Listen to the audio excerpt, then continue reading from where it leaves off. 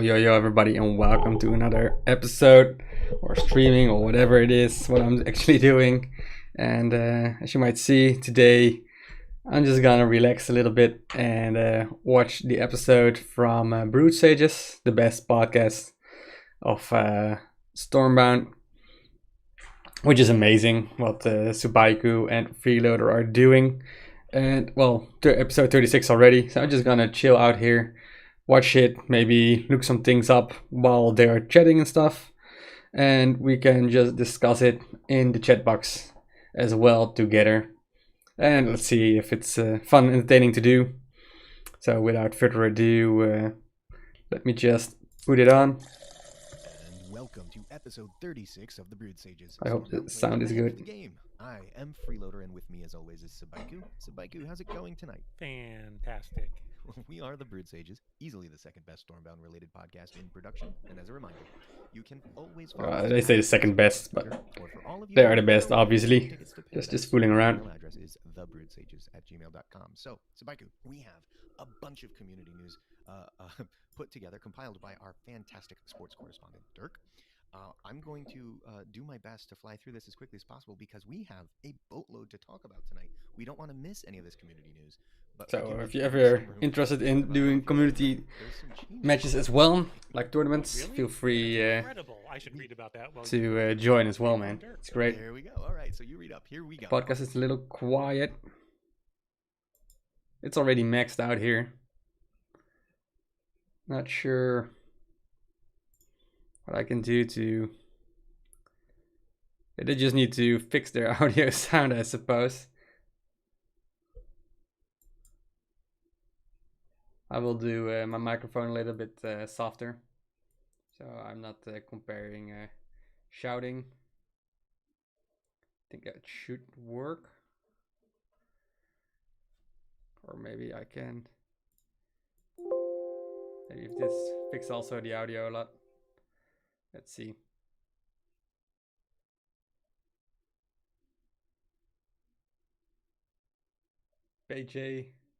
by JGD. Anyway, let's see. All right. Draftbound is now in its fourth week. It just ended. This contest has been very fun so far and refreshing. A lot of people are still enjoying it, both new Equals players and veterans. Dirk has spared us from naming all of the winners from weeks 2, 3, and 4 since the last episode with a tournament update only covered week 1. Here are the recurring winners so far. Grim, Mac 313, Forever Zero, Arthas Rue. Honestly, not surprised by a single name on that list. They're all fantastic players. All fantastic Equals players and ranked players, and congrats to all of them. The Indeed. Moving on from there, we have the Collector's Joust. It just ended after moving slowly for the first few weeks. Winner, Dennis. His first ever first place finish. Congrats, Dennis. So the first Faction Wars season, since it started up again, is almost over. 1 week left. Winter has dominated the first week, but Shadowfan managed to pull back quite well in week 2. Swarm and Ironclad aren't doing so well so far. Faction Heroes has now turned into a weekly contest as well. The way Faction Heroes works, if you don't remember, is as follows. All participants have 1 week of time to win as many matches as possible to become the faction hero for their faction. After that, all the participants who are not a faction hero get to challenge the heroes and gather as many points as possible, but you are only allowed to use a single deck against all heroes. We now have a tournament called the Craft and Draft Tournament. In this tournament, players try to predict which cards their opponent is going to use. For every correctly predicted card, you are allowed to choose one card the opponent has to put in their deck. After that, you and your opponent draft decks by taking turns to pick 2 cards at a time from a card pool decided before the drafting process starts. Little complex on that. Yeah, no, it sounds great, though. I would like to see all of the participants here pick our terrible cards of the week. Make sure that those are included in their opponent's deck. All right, moving on from there. You know what, Dirk, you gave us a little sneak peek of for the next 2 upcoming tournaments? Are you tired of all contests being held with level 1 cards and 10 base health? Well, stay tuned. There is a hint. Kitty's new book opening simulator, which you can find. I'm just putting on on speed. stormbound-kitty.com. All right, Definitely check out that website. Recenter ourselves. We have patch notes. Yay! All right, patch notes. This is where we come from, right? We have a bunch of balance changes, Subaiku. Well, we're gonna read them in a slightly different order than from in the patch notes to try to make them flow better for our podcast. So please bear with us. Let's start with the nerfs. Subaiku, walk me through the nerfs. Yeah, the first nerf Ironclad getting hit once more, but a very minor Always nerf, Ironclad. very minor. Destructobots now can inflict damage to friendly structures as well as friendly units. So before, if you had a structure on the board but no units, you could play Destructobots and I be think this safe that is you were going to back suffer to the way it no ill was effect in the from the past. on-play effect. Now, if you do I have, think it's say, an fine. unstable build that you tossed at, Like in the past, it was also hitting structures, if I remember correctly. So I think it's fine. It's a small little nerf. you're at your front line, just kind of lock down the front. It'll take 1 damage from your Destructobots. It's not a huge change, but it's a good change. It just makes Destructobots slightly worse. Yeah, my first reaction to this was congratulations, all you Ironclad mains. Sheepyard Clause has come 6 months early. Enjoy the free fusion stones. Yes, I got 60 fusion stones, man. More, though, one of the compensation. things that It's amazing. has struggled or has challenged me at times is when my opponent is playing a level 5, let's say, true shot, and I'm my Siege Breakers is only level 4. Those kinds of like single point differences when I'm below my opponent really hurt from time to time. They're really impactful for the game. So this is kind of like that, right? It's just, we're gonna take one of your towers. You high roll a little bit more with Destructobots now, since it only get like 6 value. Whatever. I think it matters When you it does. Look, start. One strength does matter. The difference between level 4 and 5, When or you starting hand, level 3 and 4, or whatever, it can make a big difference, especially when you're trying to play in something like the Heroes League, where punching up is harder. And being on equal footing with your opponent is more important. I don't know if this is that important. I said unstable build earlier. That's the first one. Like level differences will always be level differences. The structure, I definitely see the most, even after the nerf that it I don't just think received. Destructobots Yeah, because it's the cheapest. helps that much. I mean, that's still the fact. With things like execution, the fact Siege that Breakers. Now it can take 1 damage from Destructobots means some of the time maybe it lasts 1 less turn on the board, right? And that makes a big difference. Maybe they drop it at 9 strength, it takes 3 points of damage on their turn. It's so annoying. It goes down to 6. They play Destructobots, and then you have to do it like this, otherwise you cannot really now, see. All of a sudden, it's something you can clear the subtitles. for 1 or 2 mana. Right. Yeah. It's.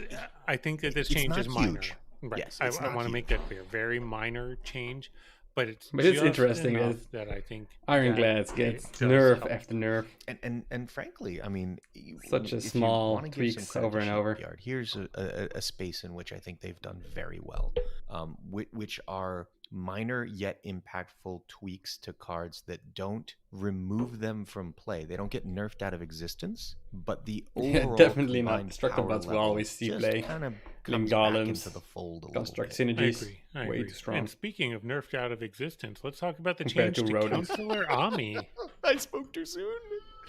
Okay, well, walk me through this. Counselor Ami will now consider surrounding units instead I'm of pretty surprised surrounding by this enemies at the beginning, with regards to the strength growing ability that it has. Like it was pretty good, even on Hero League. Is not impactful on 3 mana, 4 mana when you're just trying to build Ami up. Where it makes a difference is late game when you're trying to get those 3 or even 4. Like Artist Rue also in the chat also has really good experience now, even with Ami up its to a nerf. point where it's unreasonable. So I'm pretty happy that it's still viable. It is a lot harder. So, you good need job, to man. have more front. You need to have more room to operate. So this should limit the growth. This should be without structure. Changing the core mechanic, which we do like. An I elder think structure. we are both on record as saying it's really neat, it's really fun, it's really interesting, and it's unique. Yeah, We the niche all has those become things bigger. about it. Yeah, I mean, maybe it's take better it at for the face better. value, right? Like one Like of the cards things that I needs to always look be at all whenever around I see mastery and anything stuff. Like this is, I say, well, what's Not the to edge be an case? auto right? So the edge include. case is I've got 99 mana. And we are the board fun is empty. with but I've mass got spamming Ami all over the place. In that case, I've just reduced by. Now they can just focus on making it a good card again. Amis I can play that turn. If my math is correct?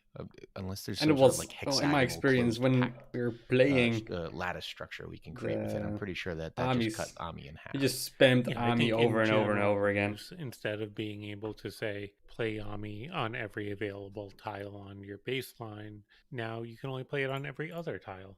Right. And that matters because if the point of playing an Ami deck is trying to ramp that Ami up as quickly as possible till it becomes just too big, reducing by 50% the number of times you can play it per turn means two things. One, it's growing slower, talking about. And two, you're likely floating mana. Right, and so in order to not float mana, you have to play things in your hand that are not Ami, right? You have to be able to keep your front advanced. You have to be able to still play cards. So surrounding units. I think the incentive here is to play things that aren't Ami, to move your front and then play Ami behind it. So instead of playing Ami 3 times a turn, you're playing maybe like 2 Amis and... So Mr. Bones asked what are my thoughts on extreme Ami nerf. It is pretty extreme because now you have to consider your own actions as well. It's not solely about what your opponent is doing, but I think it is pretty interesting. Obviously, I do enjoy the 50 Fusion Stones and 3 on gold for a maxed out Ami compensation. But I think the card, I didn't feel, but I haven't played that much, that it was completely nuts and bonkers and OP. But with this change, it definitely becomes a card that you have to play, but you also have to play the rest of your deck, which wasn't really the case prior to this nerf, where you just spammed Ami and Ami and Ami over your board. And well, I've watched a little bit of the matches when Artist Brew was playing, and he used this new Ami after the nerf, and it was very interesting how he tackled how to create board space, so to speak. So I think, well, I haven't played it with myself, but so far it seems pretty decent.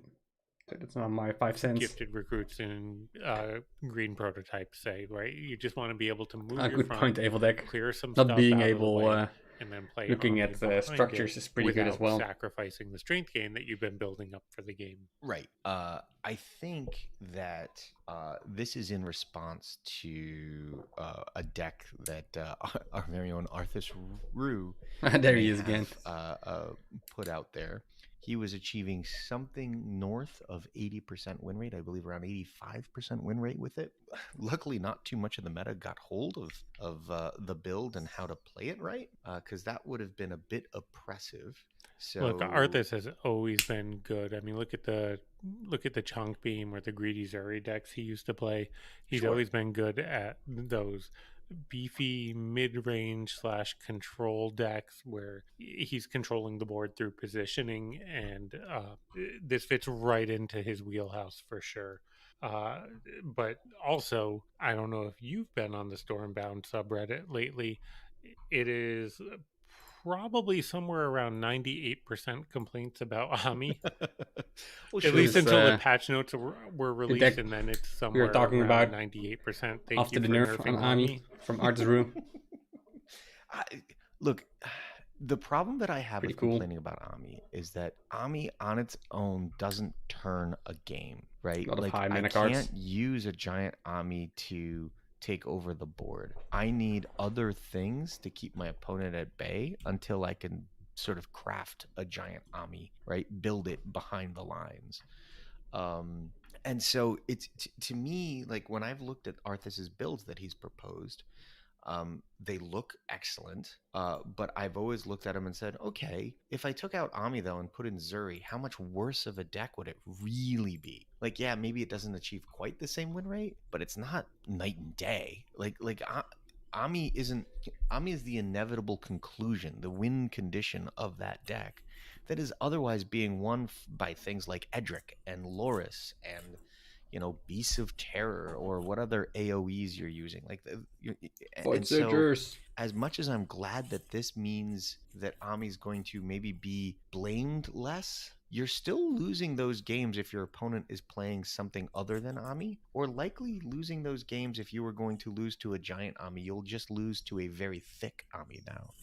I don't know about that. I do think that this is a significant change, right? Like, it really does. It's definitely a big change, man. And it limits, there's a big difference between playing a 10, 11, and 12 strength Ami on the same turn and just playing a 10 and 11 strength, as well as using some other stuff. The fun thing about this is where I actually now you also have to cycle your own Ami. The difference is, which wasn't much the case prior to nerf, I suppose. Opponent do a 10, but you actually need to play your whole deck, 13, or at least that a big chunk of it. And Ami becomes more of a late game orientated card. 46 you just health outvalue put on the board on that turn, and you're like, oh my gosh, I can't come back from that. And you're right. My point is, if your opponent played Edric plus 2 Amis, right, in the other order likely, but your opponent plays 10 and 11, that's 21 plus another, I don't know, whatever it is, you're probably not winning that game either. If they have the ability to just use Siren of the Seas, man. Amis, they still have the ability to play 2 Siren Amis, Seas, which means man. you're not pressuring their baseline. And if you're not pressuring their Amis, baseline, they have not room that to quickly, play I other things suppose. as well. Sure, just like it's the not Mirts. more Amis, and maybe psychologically it feels better, but you're still losing the game. Like, if an Ami can be played, you're not winning. Yeah, I think we'll have to agree to disagree on that. I do think that it does make a difference not being able to play as many in those critical turns, and especially I think Freeloader is 9, dismissing 10, the fact that there are runners in the game and chip. Overwhelm your opponent and like big units do not do that much. Advance as we can see, the Army deck from Arthas Rue didn't have Forgotten Souls or Herald Sim. Up the middle of the board and say, "This is it, you're done." Now these Amis on the board, you can trade into them one OP. At a time if you want. It becomes more OP. Eventually, the game going to reach your baseline. Things to slow down. The game is over. Now, for sure, April deck. That's a lot harder. Is that even feasible anymore? I don't think so. Being forced to stagger them across the board makes a big difference. It does. But yeah, I mean, no, I agree that it won't be the same. All I'm saying is, source note, this is not the official podcast. Your opponent was able to play this is created by 2 then they had players. Control of the board. Those situations were not generated usually by Ami. They were generated by the rest of the deck. And the rest of the deck is still there. A lot of times already 36 episodes. All I can say pretty is sweet. Even games where I managed to play 4 Amis in one turn, I still often lost. So in my point of view, this nerf is completely unnecessary because I could never get Ami to work anyway. But I understand you have to have a good removal with Ami. They definitely needed to do something ways to last the game for a long time. I understand that higher leagues, Brzoza mentioned specifically that there were high win rate decks in the Heroes League that he thought like Subaiku and Freeloader are more aggro-orientated players. Would be very difficult. And Ami isn't an aggro deck card. So, sure, no, and if that is the case, obviously, we don't have it's access orientated to for the late game finishing stuff. Sheepyard has. But if they thought that was the case, they have a bit more difficulty. I'm glad that they made the change getting the hang of it in now, even though it's only been a month. Oh no, I totally agree with all of that. I actually am not of the opinion that this buries Ami or makes it unplayable. I understand your problems, Mr. Burns. Like, they just made it viable, and now it becomes really much more difficult to make it viable. But if you just trust me, if the game slows down, what actually is the trend that Shipyard is doing, then it will only become better for Ami, since you have more opportunities to play Ami. So in the long run, this gives them also a little bit more freedom to slow down the game progressively in the upcoming months. Mordecai, can someone tell me which cards are nerfed, please? I will let you show, man. I actually look at this and think, well, yeah, maybe you have to play some other stuff along with Ami on some of these turns, but on the turn that you could afford to play 2 Ami mana wise and you were able to before, you probably still are playing, I don't know what it is, GP and 2 Ami that turn, right? Like, it is what it is, kind of a thing. Later in the game, maybe that deck looks to add something like Bucks, so you can go Ami Bucks, kind of a thing. I don't think that this wipes Ami off the deck, off the face of the game, is what I'm trying to say. I'm not sure about Bucks, I agree, it's powered down. But Bucks is still really good. The posts I saw on Reddit in terms of just like, look at this board. I'm just looking at it and I'm going, man, if they were able to play half those Amis, you were already out of the game. Like all they're doing is rubbing it in at this point. they yeah, won, it's a win more card 8 Amis in ago. the old way. That's very fair, and I am interested to see if people can come up with something that still works. If Ami is still viable, I think it will be. We'll see what Arthas comes up with. Right, exactly. I still maintain that Zuri's better. And now I'm more sure of it. Now, definitely. Zuri is better in the more aggressive style that I prefer, for sure. But long term, in theory, Ami is better. We'll see if we can get there. Yeah. All right. So let's move on from there. We have some updates to the confusion mechanic. The biggest one here is Sly Boots, which now forces a unit that has been confused by itself to move after it confuses it. Yeah. So like an unhealthy hysteria. Kind of like a Sweet Cap and Hair Raising Cats combo together, although it doesn't make the unit attack, which is what Hair Raising Cats does. If there is a unit immediately to either side of the confused unit, left or right, it will potentially this is very move interesting. into that unit and attack it, but it will not move backward. It works like a normal confusion rather than like Shadowfen convert. It remains the same 4 mana, 4, 5, 6, 7, 8 strength, 1 movement unit that it's always been. But now, blessedly, it doesn't move into the unit and just die, which was one of the problems that we had with it before. Was I'm going to confuse this thing right in front of me and then crash into it. Which is it's something that it always did and made no sense whatsoever. Right. So now I'm very happy that this is a little more viable. The weird thing, though, is since the confusion wears off, I'm not sure if it's viable because Confuse also removes itself. What you're basically doing is you're saying, hey, unit in front of me, I want you to either side so that I can take that square. This game, positioning matters so much that I think that's actually fairly valuable, but I don't know how to quantify it. Well, it's like a move and push. It can mess up your opponent's plans. It can work kind of like a mini Loris where if your opponent has multiple units next to each other, you can make them attack each other. I don't know if it's necessarily strong, but it's budget Loris, and Loris is going to be good. Yeah, it won't.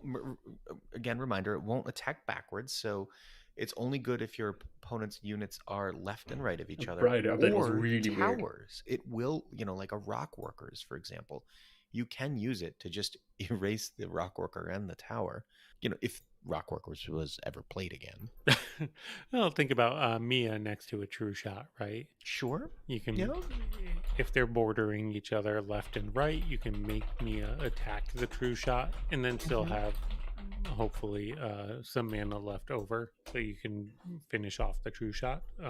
The one thing I am a little bummed about is just the lack of synergy with Hair Raising Cats. Now if I use Sly Boots, I confuse a unit, it moves to the side, and then it loses the confusion. So now my Hair Raising Cats doesn't do anything. Yes, that Hair Raising Cats and Melodious Sisters will just be never really had synergy with Hair Raising Screw Cats. that because, synergy, again, man. Most of the time, Sly Boots was you don't have enough attacking enablers the unit anyway. that it had just confused anyway. Oh yeah, Just, that's true. give them but another if it was a ability, giant Dawn Sparks, overwitted. as an example, on their baseline, which happens sometimes, that wasn't the worst. Mostly thing. just in the Brawl. Yeah, I know. All right, moving on. We have another confusion update. And this one is Excited You're Mouse. the confusion master, right? From 3 mana to 5 mana, and strength increases from 3, 4, 5, 6, 7 up to 5, 6, 7, 9, 11. This is a reversion of the mana and strength to what it was about a year ago. Yeah, this is a nerf. Excited Mousers, I don't know. Screw this shit. This is not a long buff. time ago. Got changed from 5 mana to 3 mana. Was it a 9 and 11 health back then? Giving something to additional mana. I believe it was. Yes. This is the game on a very competitive 5 mana slot. The buff here is removing the condition of needing close friendly units. The ability now way counts too bad all for a friendly 5 mana units card on the board instead of surrounding friendly. So just units. nuke this card out of existence. The ability here will now confuse surrounding enemies, and it will confuse the number of surrounding enemies as you have friendly units on the board. So before, the geographical positioning that you needed to pull off in order to have friendly units and enemy units in close proximity to confuse the enemy units was ridiculous.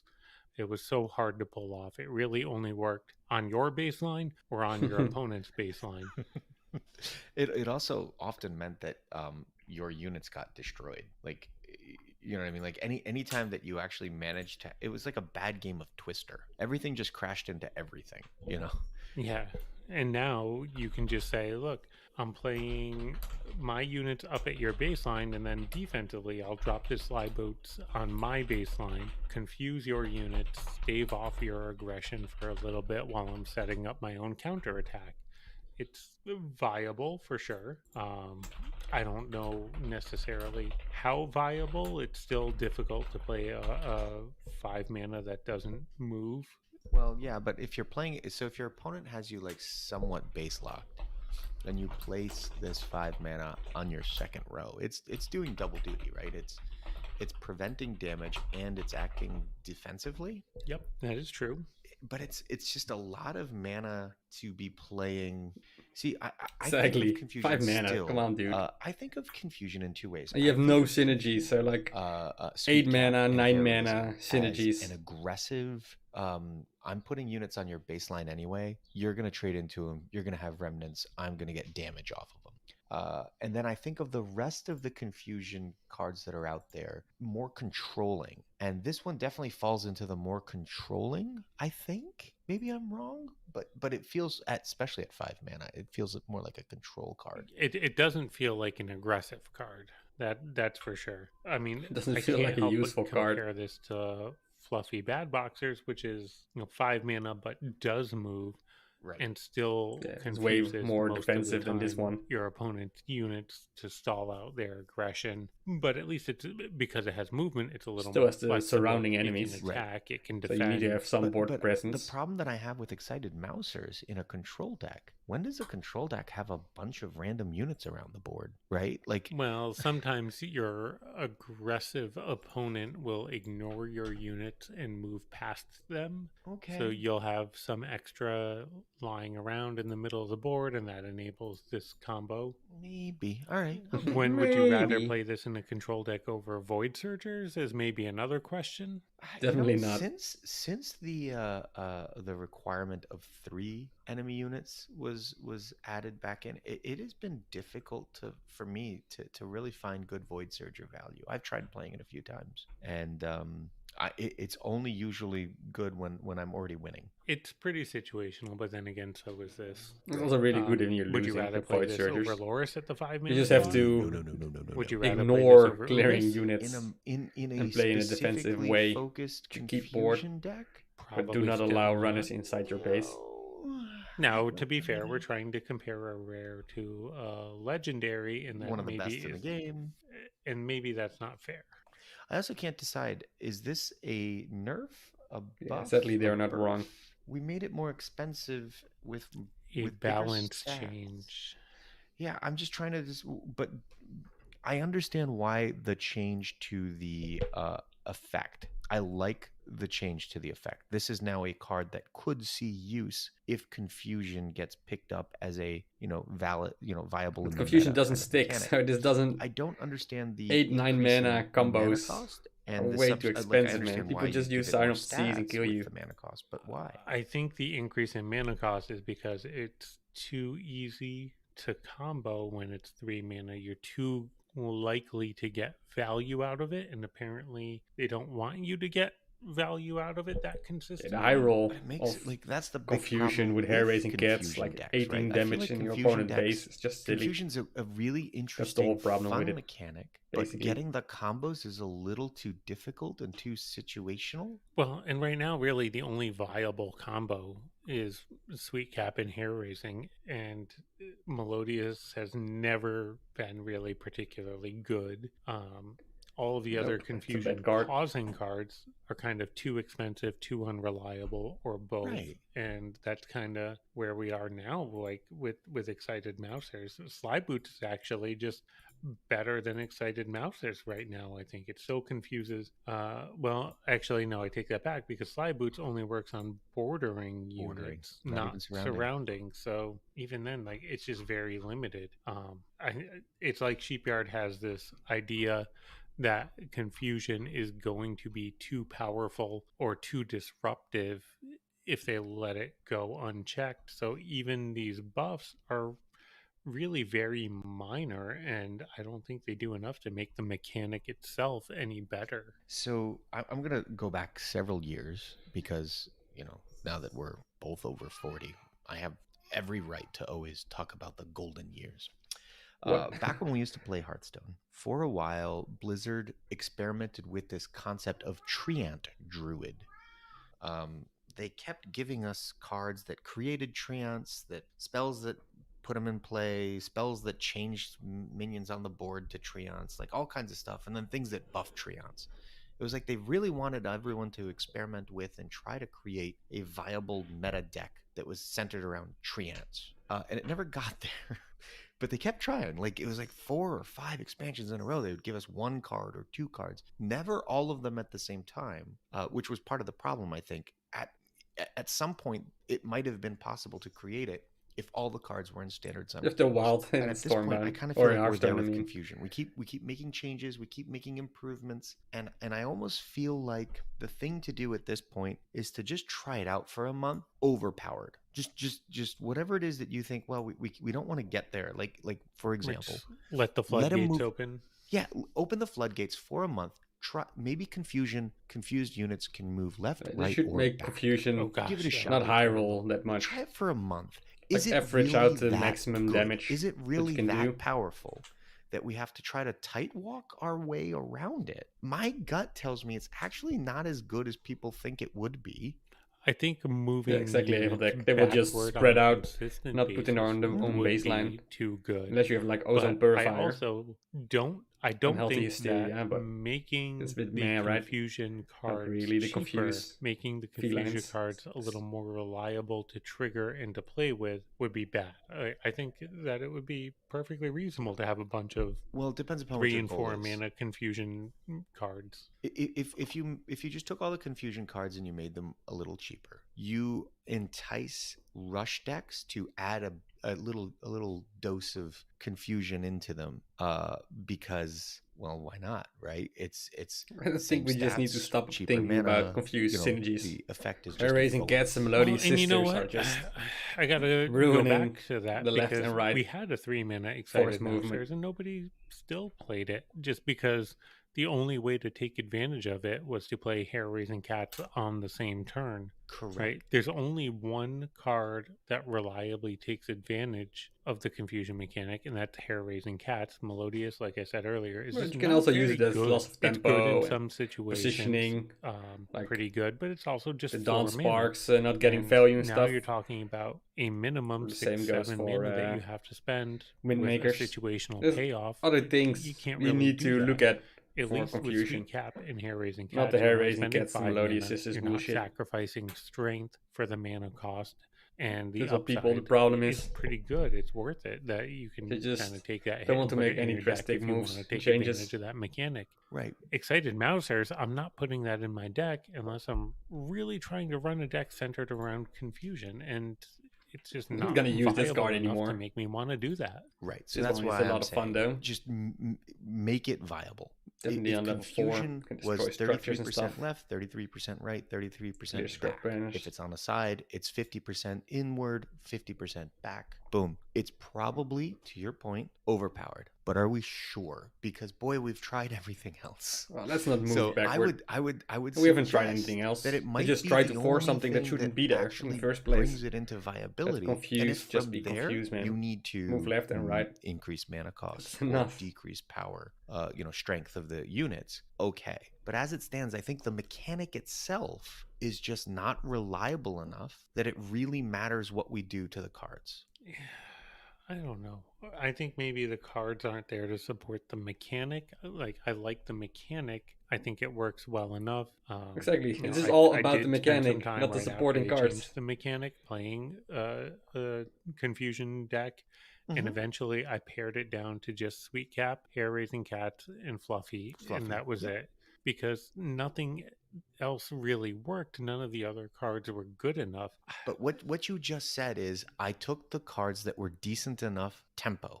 The cheaper cards with good stat lines, mechanic be damned. And I tried to make That's the why mechanic Sly work Boots when is it out. could, but the with rest of 5 the time, mana. at least I was playing vanilla cards with decent Just stats. want To Lauras. me, I hear There's so many mechanic's 5 not drops. working. The mechanic isn't powerful enough. The only cards worth playing are the cheap ones with good stats. Yeah, you might be right on that.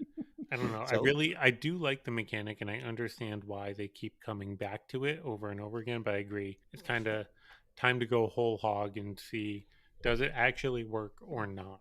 If it doesn't work, then just stop messing with those stupid synergies, man. Take the confusion, add additional or raise the minimum value.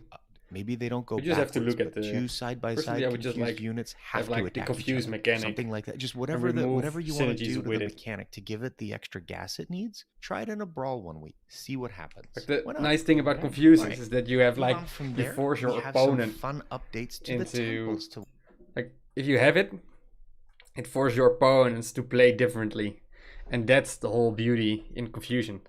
Not that you have like an hair-raising cats and deal immense amount of damage. That's just bullshit.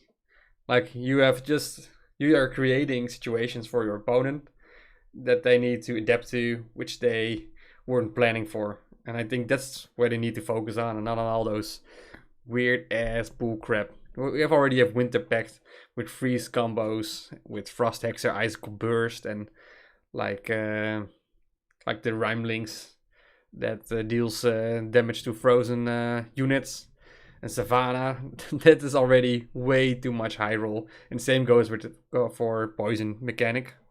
So let's not make confusion another weirdly high roll mechanic that doesn't really actually work or is fun to play with because it's so inconsistent.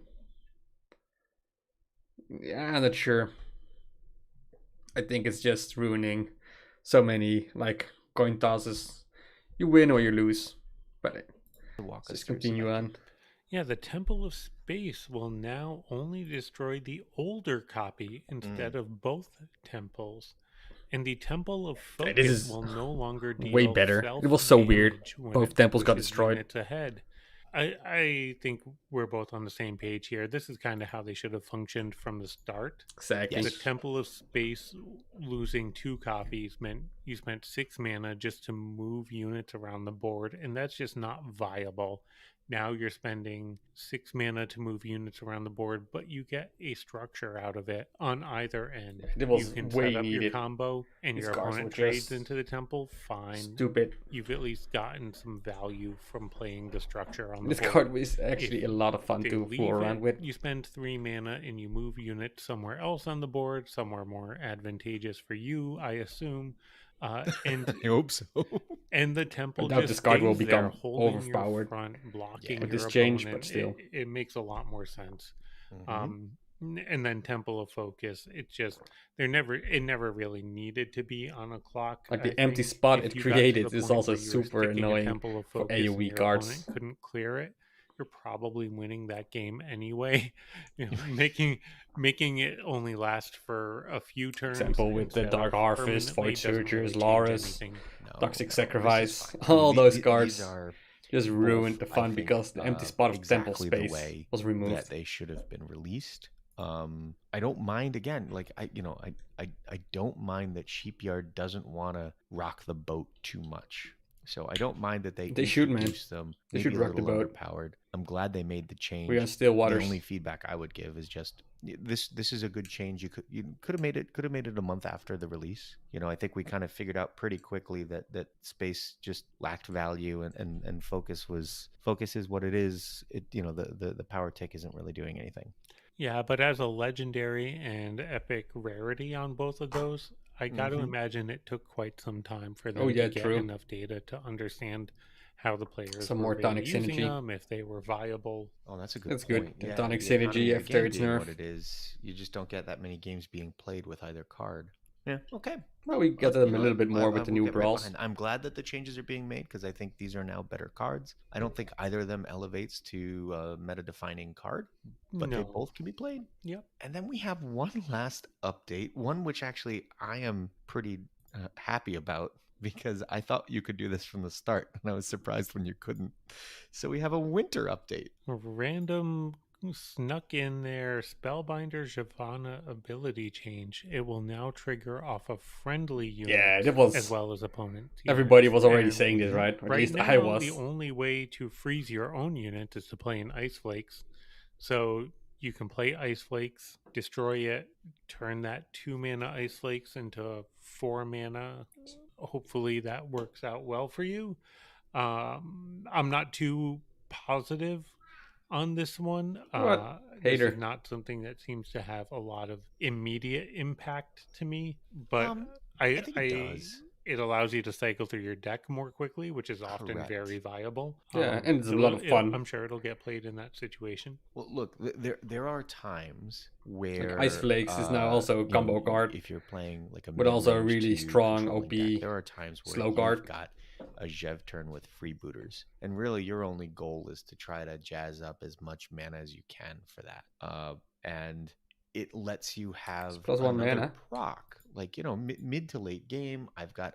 What is +1 mana? I've got Icicle Burst, and I've got +2 mana, right? Now I've got a third. It's in the deck anyway. It's the least ideal of the three, but when you need it, it's just good to have. Yeah, maybe it gives you a little more consistency with your Shyvana. Make sure you always have something to combo with it. But well, yeah, if you're trying to combo that with freebooters, it's a really hard 3 cards to find together. This way, it's 2 cards you have to find together and any one of 3 others, and that's just easier. That's fair. I think you lose a lot of the value from the Shyvana. What you're trying to do with Shyvana is you're trying to not just gain extra mana on your turn, but also the tempo play of removing your opponent's unit. But now it's like 2 combos you can do. That's not. Otherwise, it was like Icicle Burst of the and Savannah on 5 mana turn. And now you actually have 2 cards that can use. Own 4 mana like Frost Hexers is like no, for sure. Not early game, it's not the not most often. Ideal of the 3, but card cycling being what it is in the game. That is a really good step forward. Helpful at times for freeze Savannah faster. Plays. Exactly. For sure. Token. They're underestimating it. It's worth noting that it's only on the turn you play it that the Ice Flakes is frozen. It unfreezes itself to start. Yeah, so you have to play it on the same turn. Only be able to do it by playing both on the same turn. So mana 6 or later. Yeah, what he says. My first thought when I read this was, in a mirror match, my opponent freezes my unit. I can clear my frozen unit and make a lane for runners, and then realize it thaws. That's not how it works. Turn that just doesn't work. There's right now no use case other than Ice Flakes for this, which leads me to believe that there's something else going on, and in the future we're going to see. And maybe cards like Moment's Peace or something. Maybe do friendly freeze as well. Takes advantage of the freeze or mechanic a little bit more. Yeah, Frost Links that on death effect so I'm freeze units. Subaiku, I play a unit so you have like not that on death freezes all surrounding enemy units, kind of a thing. And I place it defensively. I hit go at the start of your turn. Your units Lady Rhyme then. Yeah, nice. And freeze everything and around then it. Crossed no for no confinement. Haha! And you'd be able to Shyvana away one of the units and make room for a runner, as an example. Maybe. We'll see where Sheepyard takes this. It'll be interesting for sure. All right, so that's all of the updates to existing cards, but we're not done yet. Subaiku, we got a new card, man. Long-awaited next temple, the Temple of the Mind. So the Temple of the Mind, one, right? No, this is actually a neutral common card. I don't know, man. Which, this card, man, works further with the fixedly forward mechanic that was introduced with the Headless Hotheads. It's a 3-mana tower with 2, 3, 5, 6, 7 strength, so pretty decent stats for the mana cost. Yeah. At the start of your turn, give fixedly forward movement to a random non-hero unit card from your hand. Then kill all friendly confused units. So it does a couple of different things there. The first thing is hand buff. Does it wear off when you cycle the card, when you play the card? Both, yeah, good question. Neither. We kind of don't know anything about it yet. It's a card that you need to experience to actually see how it works. In your hand, fixedly forward. Non-hero, because I assume they're really worried about what you would do with Siren when that happens. Siren is already. They're not really worried about 3 movement forward Ubis. You know, he'll go. And you still have like an odd eventually. chance, right? You know, actually, that's if like 1 of 4 a very good point. To be a siren. The only legendary 25% chance. Move multiple squares is a siren. No, Tigor still is a thing also. Yeah, Tigor. So okay. there's a couple that I Klaxi. could work with. But I go to units that move multiple tiles because that's the use case. Also that buff guards that have best 0 for. movement. You want it for runners, you want it for hearth guards, you want it for Grim Couriers, maybe, right? Like a 3 movement that's cheap and just shoot straight up the board. Maybe the new Eternal Ethereal. It doesn't work with Twilight Prowlers. The new 8 mana 3 movement. Since that's 0 movement, that was just introduced. But can move 3. I could definitely see a use case there. Mia would trigger this. So correct. For 5 mana, you could give your Hearth Guards fixedly forward. It's the only way how to force it. Control over it. Yep. This card is pretty mediocre indeed. You're right. This is a structure, a cheap structure. So you do kind of want to pair it with Hearth Guards. It's something you could try to work with. Maybe you could use it with something cheap. We've always talked about how also with Saber Paws, right? All those felines with because it moves their front variable in movement. Contested areas where kind of nothing else does. Well, now Gifted Recruits could move in the same way as Doppelbox, right? Yeah, I wonder what happens in a situation where, like, let's say I play it early because of whatever, and it hits the card I want. And I know we've already said we don't know what happens in this situation, but it hit the card I want. Am I now stuck having to hold that card in my hand until the turn I want to use it? Gosh, I hope not. Right? Or can I just cycle it and it'll still be fixedly forward when it comes back? Do you want that? Because if I is have to fixed hold forward it in hand, actually better than not fixed forward? Times you could just be like, I'm glad it hit that. Or if you put it in your deck, you might think it is, right? Sort of a thing. Exactly. It would really mess up your cycling. So we'll have to see how this goes. And then the other part of this, killing all friendly confused units.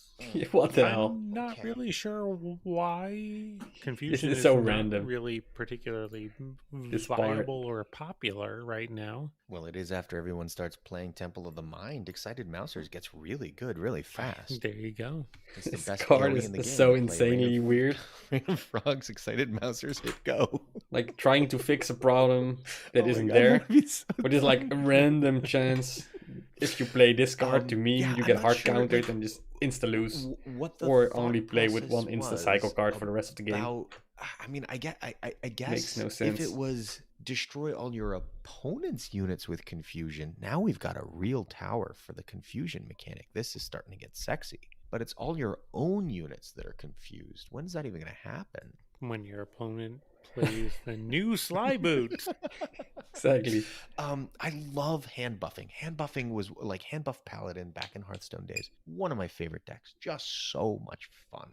Yeah, but like this is the biggest sign for you a lot more of this. that there will be confused in the future because in your hand otherwise this doesn't make any sense at all. That part of it I am super excited about. You have such a weird ass condition in your card. It's confusing. Heyo. All right. I want to point out that this card is available July 2nd, not July 1st. So hold on. Also got it on level 4. Just got it in the daily card shop offers today. So just bought 3 copies for it. Actually, funny enough, this card, but I have no clue what to do with it. And Headless Hotheads are we'll the use only it in the 2 cards in stream the game or in the I video. don't have a copy of. So I don't have any fixedly forward. Well, for only $10, I will hope for the both of us, Ava 10 deck. copies of the Temple of Mind, along with point and fusion stones. Yeah, I'm not gonna spend your 10 euros on this, man. From there, because this next section, Subaiku, is the section I am most excited about. We took way too long to get into here, but there are updates to the Brawls. And the wait was worth it, folks. Following the revamp of the Brawl from June, this release is going to bring 4 new and unique Brawl modifiers. For the Brawl. First confusion. No. As we talked about, and as we have been playing for the month of June, there are now 3 levels of Brawl: Casual, Warrior, and Ultimate. But all the Brawl modifiers were still the same old ones we've only been played playing. A couple of matches to new Brawl. The fact that they were level constrained made them a little more interesting. I'm thinking specifically of the Aftershock Brawl, where the structures with a level 1 Mia instead of a level 5 That is a horrible Mia, one. really required a lot more planning and a lot more positioning strategy from your opponent. Not from me, because it was better than the always had to think of that. Level 5 Mia is super boring. Just trigger all. But now, like the whole mastery process, boom, removed from the game. The first one, pure amalgamation. Oh gosh, I love this. Both players are forced to play random. the same deck at the same levels. The deck will be randomly composed of 6 cards one of the players chose to put in their deck, and 6 cards from the other player's deck. There's no duplicates. So if both of you have gifted recruits and it chooses gifted recruits from both of you, if one of you has a higher level, it'll go with the higher level version. What you said there. Otherwise I would use a lot of cards to play the same nobody deck. has maxed out. Yes, exact same deck. It's not like you're getting half of your deck and half of your opponent's deck and your opponent gets the other half. Nope. You both get the same halves of each deck, which is just going to be weird. Mm-hmm. The best part about it, neither of you know what you have until the game starts. That's right. So you'll be going through the deck, cycling away cards, and that's your clue as to what your opponent could be playing. Because yes, but how do you cycle? What do you like? Do I have a better card in the deck to play here than this? Oh, great point. I have 4 mana. I have, say, Gifted Recruits and Lawless Herd. Well, do I want to throw that away trying to get something like Saber Paws because I want movement? Or do I just say, you know what? I can fill my curve and that's good enough. Good enough. I know. I'm staring. I'm like, I have 1 card I can play on 4 mana, and I have 2 5-mana cards. At least I know I can throw one away and keep the other, right? But in a situation where everything's heavy and I've got 1 5 and it's like, if I throw it back, do I get anything better? Or am I can play Ubis at my baseline for no value, or I can throw it away and try to get something which might be even worse. I love this idea. The worst part about it, though, in terms of giving me a headache, is I'm trying to decide, is it more advantageous to just throw a whole bunch of guns in a deck and say, let's go? Or is it more advantageous to like try to build a deck with like avian stalkers and wetland deceivers? Yeah, definitely go for the meme, man. Bad stuff and say, okay, let's see. But you can't give bad stuff to your opponent because you get the same bad cards in your deck. Well, yeah, but I was planning on playing with bad cards in the first place. What if they do the same thing and your whole deck is avian stalkers and chill beams? Then go serious, man. And go late game. And then you find out, like, you don't even realize if you go late game, you might just you notice that the forces the most skilled player to win. Like, wait a minute, that's not my choice. Then mistakes happen a bit more. Oh gosh, this is going to be a good early game of laughs. If nothing else, I think it's going to be incredibly funny and fun. There's going to be combinations of stuff. The crazy thing about it is it's going to be multi-faction. Right. It'll be half Shadowfen and half exactly, Swarm, or whatever the 2 factions are. That's super exciting. Never been done before. There's going to be combinations of cards no one's thought up that have suddenly are in play. No one. And you can't plan for it. That's the worst part. No, you can. It's not like you can say, okay, I think there's a lot of theory crafting already with mixed factions. Venomfall Spire from Shadowfen because I'm putting together a Mia deck. You can't plan for that sort of thing because you never know what you're going to queue. And the thing is with or even Harvest of Souls, you already have to show up. like mixed faction You're anyway. playing a winter deck and you think to yourself, all right, I got my freezes, I got my Shyvana. Well, what do you do if Shyvana's not in your deck? What do you do if Shyvana is in your deck and your opponent also has Shyvana? Yeah, exactly. And neither of you have freezes, so you just have a 4-mana 8/0. Good luck. One thing about this that I am rather excited about, and I haven't heard yet, I hope that these become modifiers to the friendly challenge screen, because I could see you and I just like getting bored one night and putting an hour or 2 into trying I think that's already to the create idea, right? Mia decks. That the Brawl modifiers would become friendly modifiers. Like, just like crazy combinations like that. And, like, also good for tournaments and stuff. Cards? No, okay, undo it. Start again. Definitely good for tournaments, these kind of modifiers. Focus. We haven't seen a lot of modifiers. Tournaments. Yeah, this is going to be interesting. It's not as random, I think, as people are fearing, because you're playing the same deck as your opponent, it's really going to come down to, yes, who draws better, but also who adapts their play style better, who understands what the cards are capable of better, and who positions better. Yeah, I think at the end of the day, this is actually one of the most skill-intensive brawls that are out there, because there isn't even necessarily a guarantee of some sort of overpowered. None of the cards I'm are not sure if it's the most none skill. of the stats are improved. So it's People need not to like it's a 2-mana, be able to be sharp flexible fist or whatever. and be These creative. are just standard You stats. still have the so it card really will carousel come down and- to skill level of play and adaptability. Kind of like a draft bound deal, I guess, maybe. Yeah. Like a draft bound so. where you don't quite get the synergies that you were hoping for. Exactly. All right, moving on from Pure Amalgamation, which, by the way, will be the only brawl this coming time. All three will exist. The effectively equals, the warrior, and the ultimate. So you'll be able to play it at any one of the three levels, but it will be the same exact brawl this coming week. After that, we have Fights of Threes. So, Baiku, what is this? A player cannot place more than 3 units on the board. I don't know if this means that if you play a 4th unit, it will destroy one of the units on the board. If it does, would that be random, or would that be the first one played on the board? The first one. Would it be the one furthest ahead, the one furthest behind? Or can like you the just, order of play, you have 3 on the board, destroyed. you can't play another one until one of them dies. We don't really know how this is going to go yet. But you definitely don't want a ton of units to get together in your deck. Yeah. Otherwise, you're going to be stuck with a lot of cards you can't use. More than 3 units on the board. That if you play spells that what happens with tokens, units, right? That's okay until it's more than 3. The like Azure Hatcher just off. destroys You itself. still spend the mana, and then the unit, like from Summon Militia or Call for Aid or Head Start, the unit just gets destroyed. So in those cases, we know the spell can be played, and the unit is then scrapped, the one that is generated from the spell. So yeah, we don't know what happens when you try to play a unit, though. Nope. I definitely see this going in the structure and buff direction, right? Like I see this being a very ironclad heavy brawl. I think you're going to want something like Siege Assembly and Mia, Upgrade Point, and definitely a lot of structures. This is Fort only Tonic, about units. Boosting Elixir, right? These They are should all make things it where you can units put and units structures on the though. board and take advantage of them. Because then in it's order to actually play 3. spells. Yep. But maybe you go a different way. Maybe you go But you have a lot of buff hard removals. into the winter, right? Winter spells to stall Underground Springs for life gain. Not where I thought you were going. I was going to say Khan's runners, because it turns out when the runners go into base, they don't count as units on the board anymore. Oh, good point. Good point. No, I was thinking about Khan's runners for the next brawl.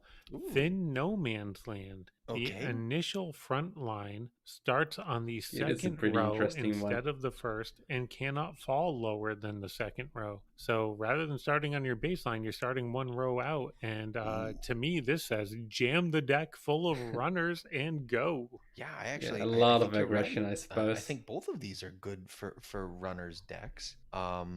Then No Man's Land. I've got to think about this. So anything that you play, but they got people also running ends up in the middle of the board, literally the middle row. That's the case. Correct. That's crazy. If you've got 4 mana and you I'm really looking forward GP for these kind of weird Shitty shenanigans. Ghoul, say you can A lot just of go deck right crafting. onto your opponent's baseline. Saber Paws and GP to open. Saber Paws and Gifted for yeah. Doesn't buff Saber Twilight Paws and Prowlers Restless Goat. You've already done and hard damage. cards from your own baseline though. Well, that's just the way. That's just the way Swarm likes to play. I think like Embers of Chaos and that Phoenix is going to be. I think it's still the actually front line bordering. starts on the second row. That doesn't mean So it you doesn't, have to play on the second row. You can still get choose to anything. play on your baseline if you want to be a little more conservative. If you're playing something a little slower, or a tower, or if it's positionally advantageous for you to do so. Mm-hmm. Yeah, I would not be trying to stick a tower though. It's just so much easier for your opponent to clear. Yeah, that's true. Less space for them to go. I like that they're introducing this brawl that plays with the front line. We've talked so much on this podcast about how cards that play with the board and play with positioning are interesting and take advantage of the unique mechanics of this game. It becomes way easier. This is more another way to do it, right? Play with the brawl modifiers in such a way that it plays with the board rather than the cards. I would so much rather have things that mess with frontline than it's just here's another 4 strength for pirates, or 2 movement for all the frostlings. Yeah, none of the brawls that we've described so far, in fact, none of the new brawls change mana or stats of units, which is really cool. Yep, they're all obviously, because why should they make like the 0.1 modifiers and more of them? Speaking of just throw a confusion modifier into the brawl, Sheepyard already heard us and they said, sure, fine. How about this? Stunning attack. Sabaiku, what is stunning attack? Units get confused on receiving any damage. This is gonna be nuts. I want to play Rain of Frogs in that brawl. Right, just load up Azure Hatcher and let your opponent get pinged by frogs, and all their units are moving around at random, and they have no idea. This is Able Dex Brawl, man. Storm. Play Ubis. Any unit that gets pinged gets confused. It also opens up for poison, for freeze, and Fire. You're gonna see all some those kind of other abilities very easily adjustable for them. Oh gosh, that will be amazing. Do not play Heliotroopers in that deck. No. Heliotroopers will never move forward after the first turn. Yeah, good point. It's like an Elder modifier or something. So that one's going to be super fun as well. And it turns out there's also going to be an update to the loss counter that we want to talk about real quick. You're always a top player in my life. Last time we discussed it, I mentioned that it's just adding to my anxiety of playing on Brawl. Especially once you get above 50 crowns. They're changing it though, Sabaiku. It looks like the plan is hopefully mid-July to change it from the 3 strikes and you reset to something a little different. Yeah, we don't know too much about it right now. Some screens were shared on the Discord, so definitely go into there and look. I can't wait for that. I really hate the strikes. Right now, all we know is that the loss counter is turning into a heart counter in preparation. What that means is up in the air, but officially it's already we'll get another update to the Brawl game mode soon. Hopefully it makes things a little more interesting. I gotta say, this really seems like the direction that Sheepyard wants to go. Yeah, but it ruins the fun. Just you have strikes or hearts or whatever. Really changing the like you're already paying gold and you even lose more gold and blah, blah, blah. Your fun little Heroes League if you're interested in that. It's just ruining the fun. But let us show you the make everybody try hard, just like they did with Hero League. Cool ideas that we have. These are from the leaks in Stormbound. Basically, what's going to happen is at some point during the brawl after a victory, you can choose a victory bonus. So you lose. Yeah, that's pretty interesting. It appears when you lose a game, but after you win a game, you might be able to choose, for example, a power up, a life up, so that you replenish one of your damaged hearts to kind of give you, more losses before you run out, kind of a like thing. This. Other options that you might be able to get, for example, are improvements to your fortress. So that if you're like a base health 18 or base health 19 and you're just like, I'm going up against all 20s, well, win a couple of times in the brawl, get to your first couple of victory bonuses, select tower pretty sweet improvement if you get that as an option, and boom, now you're a base health 20 plus 1 strength for all knights. It will be ridiculous as well. In certain brawls and stuff. What appears from what he shared again in the Discord. And he did say in the Discord also that you are capped at the base health cap for the brawl. It's not like you can continue getting base health upgrades. So you're base health. Yeah. You're not a base health 30 playing against base health 20s. That doesn't work. That would be pretty amazing. This is weird. But this concept, you match with someone who's way lower. A lot like the dungeon runs from Hearthstone, right? You remember how you kind of like you started? Yeah, your definitely. Run, and as got you inspiration won, from you that could one. Win rewards, better cards, better stats, better whatever. This is very enjoyable. So your ensuing games, you had a little bit more of an advantage. Yeah, it introduces kind of like better be inspired than roguelike mechanic. Come up with bullshit from yourself. Where you're kind of building up as you go. The difference being minimum mana will also be great. You're trying to learn as you go so that when you die you can do better next time. You don't really get that option here. you're just going to run out of hearts and no longer partake in the brawl, apparently. Do we know if that's true? I don't know. I didn't No, see. I believe running out of heart will just reset you to the previous milestone in the Right. same way that 3 But strikes. will we right get now like the resets you 5 to hearts they previous showed? milestone. I, in all honesty, this I find incredible. Like the new brawls, and now this new sort of extra added feature. I have to tell you, I almost feel like ranked mode is going to become something to do to grind for gold, so you can play more Brawl. Like I'm Ranked mode is really already excited grinding about for this. gold, right? Like the Brawl is Just try Stormbound hard, 2.0. farm, blah blah Yeah, blah. kind of like that's why you play the game for the Brawl, because this sounds so much more exciting. And you just kind of grind for gold during the rest of the week to be able to afford a deep dungeon run, a deep Brawl run. Yeah, it really for me depends very much. I wouldn't on say the it's a modifiers. 2.0. There's some I enjoy more than others. It's definitely I do hope they big continue improvements on the bringing out new Brawl, ones to keep it fresh. I'm which was very way excited to play with all immature of these, except for maybe the or confusion unfinished. one. That's gonna be a mess. It's gonna be so much fun though. Yeah, it's gonna be interesting. I am looking forward to see where they take the Brawl, and hopefully, really in just a couple weeks, we'll know more. Well, we have pushed this basically as long as we dare go for a single episode. Yeah, man, Unfortunately, already that 1 means hour we're in, gonna have dude. to postpone our card of the week, which I won't spoil. You'll have to listen to next episode to learn about it. And now instead, it's the end of the main portion of the episode, which means it's time for me to remind you to please contact us, preferably in our channel on the Stormbound Discord server. Raise your glasses already, people. At Brewed Sages. And you can always email us, MKM, at thebrewedsages@gmail.com. We also have an additional way for you to reach out and support us. We do have a Gumroad account where you can become patrons of our work. Check out the link on our Stormbound Kitty page.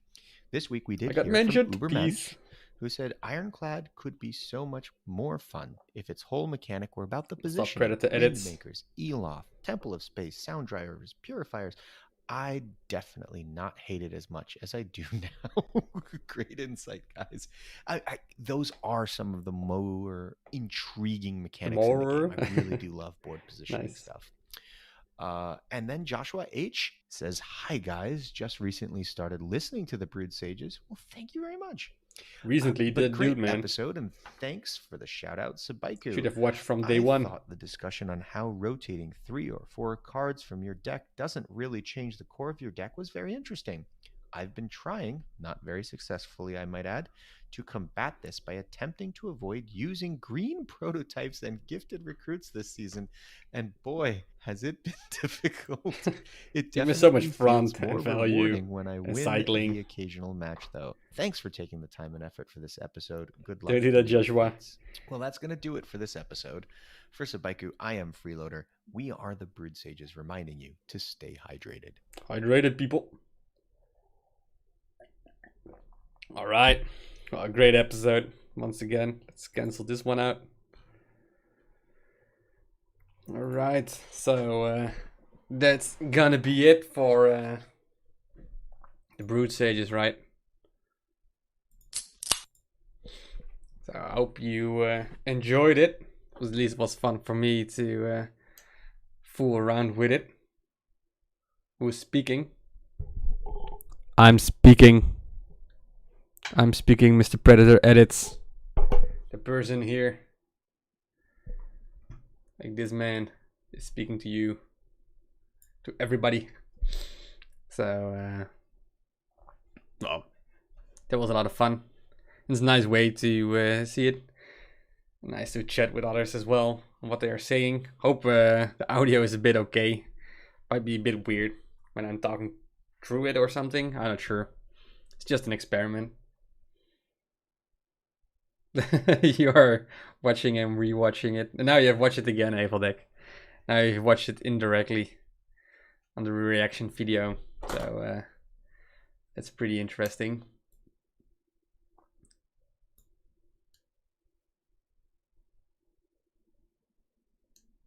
Yeah, true. You saw the recommendations, right? But it's good. I'm a weep. And Wapanese.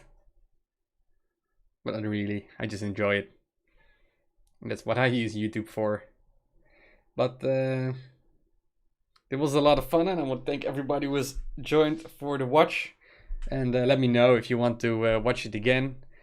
Also, well, if people like the video, I will understand if people really want to do it again. I think this is not for everybody, but well, I'm just gonna listen to it anyway. So why not listen it with some cool people from the community as well, and let's enjoy it together. Probably not gonna do it for every episode, but maybe some episodes which I do find interesting to put some reactions on, I will just pick something up and then I will maybe try it again. If you have any suggestions how I can improve, how I can do a video like this, then please let me know as well, man, because I'm just doing something and bringing people together during the stream and during the VOD when it's live and people can comment on blah blah blah. And it's also a nice way for people who not, well, like I know Brewed sages obviously, but people from YouTube who aren't on the Discord, basically everybody who isn't on the Discord primarily might not know the Brewed sages because they're very known there, but not so much known perhaps in the other scenes, the more casual scenes. So maybe putting things up on YouTube will also help them out from my channel. So that's gonna be it. Whopper knees. Yeah, whopper knees. I read the wiki. I think that's what they called it. People are Japanese fans, fanboys, fangirls, fan whatevers. But whopper knees is also pretty cool. Now I'm hungry in a burger, I suppose. Anyways, this is gonna be it, and thanks everybody. I hope I see you around, and maybe tonight I will do a stream where I actually do play. But that's for later then. Cheers.